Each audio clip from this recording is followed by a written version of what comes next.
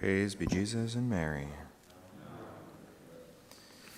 Today's first reading, St. Paul exhorts the Colossians, "Let the word of Christ dwell in you abundantly." So those words for the Colossians are also words for us, that the word of Christ, that is, that the doctrine and gospel of Christ be fully and copiously imbibe and fill our minds and habitually reside in our minds so that we can be filled with Christian wisdom. Let the word of Christ dwell in you abundantly in all wisdom.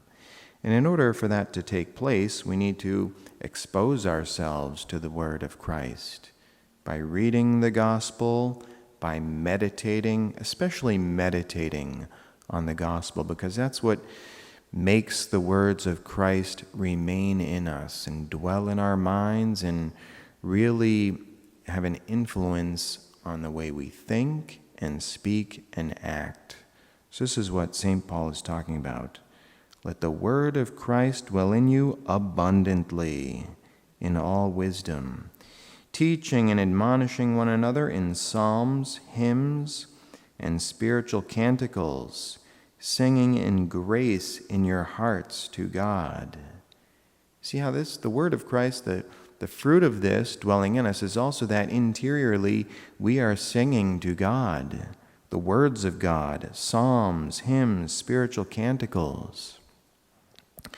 And now we see that the church applies this letter to the Colossians to the life of St. Ephrem. Of course, he had an advantage being a monk, and so he lived in silence and solitude and was able to dedicate more time to reading and meditating on the words of Christ.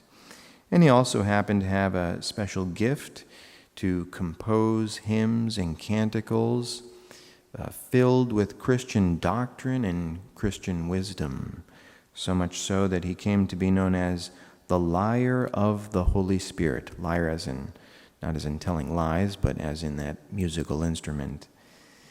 And so today we celebrate St. Ephrem, and we ask for his prayers, that we too, in our daily lives, can be filled in abundance with the words of Christ and live in wisdom. In the name of the Father, and of the Son, and of the Holy Spirit.